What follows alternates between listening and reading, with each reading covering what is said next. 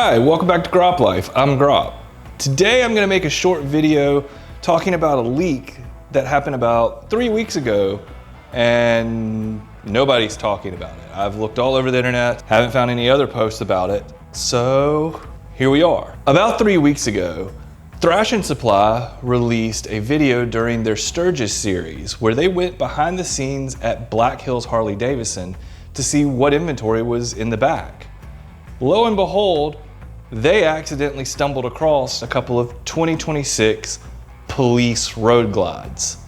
Now, you're thinking to yourself, well, what's so significant about a police road glide? The current selection of police bikes that we have available in 2025 are still on the Rushmore platform, where the ones that Thrash & Supply leaked show the new Helix platform being brought into the police bikes. The big reveal in the video that the police bikes are moving up to the Helix platform also came with the reveal that the police bikes will not be running a 117 center-cooled engine. They'll in fact be running the 121 VVT out of the CVOs. So the cops are gonna have a lot of power. As you can see from the screenshot that I took from Thrash & Supply's video, the upcoming 2026 police bikes will have standard suspension with the 121 and they have the light bars across the front.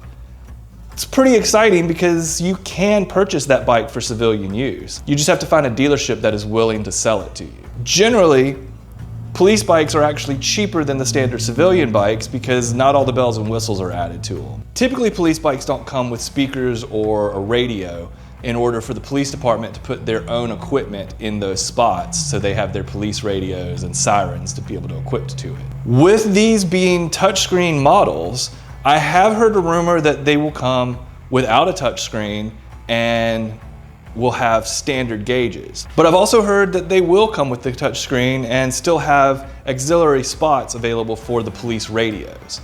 As you can also see in the screenshot and through the video, it does have the standard police seat, which is the high saddle, and these bikes do seem to be equipped with a chopped tour pack for the police department. My big question is, why are the 2026 police bikes already hiding out in dealerships? And was this just for Sturgis to be at Black Hills to show off to police that were at Sturgis, or was this just in the back waiting to go up for sale? As I have heard that we will be starting to get the carryover models at the end of September, beginning of October. Somewhere in that time frame, we will start seeing the 2026 models hit showroom floors, which is going to be interesting considering that there are a lot of 23, 24, and 25 models still on showroom floors.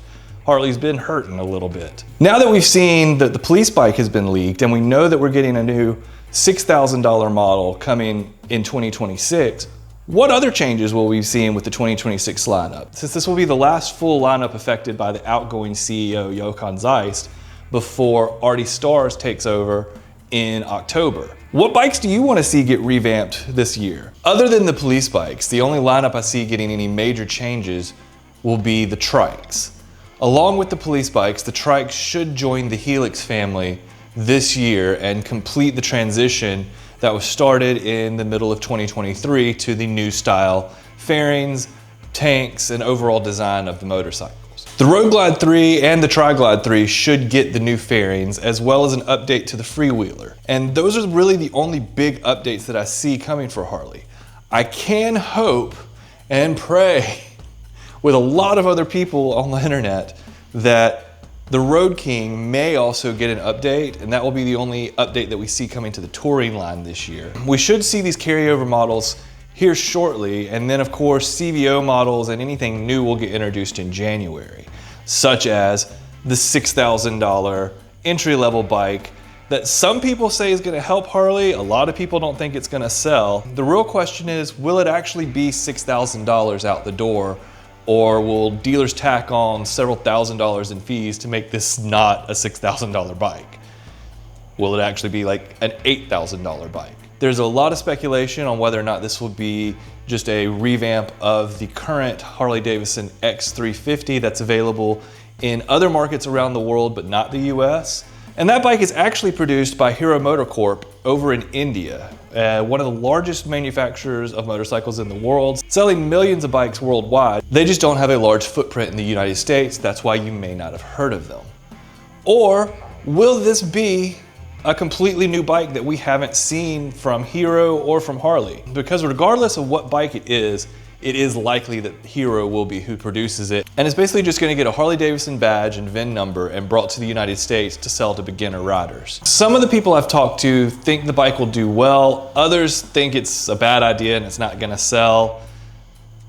We'll see. One of the big things is gonna be whether or not the price is actually gonna stay at $6,000.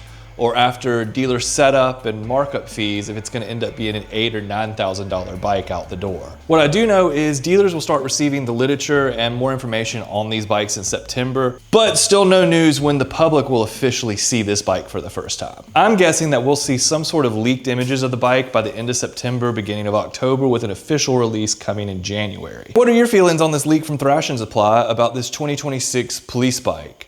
Do you think that anything else is going to change this year as far as the trikes or any other models?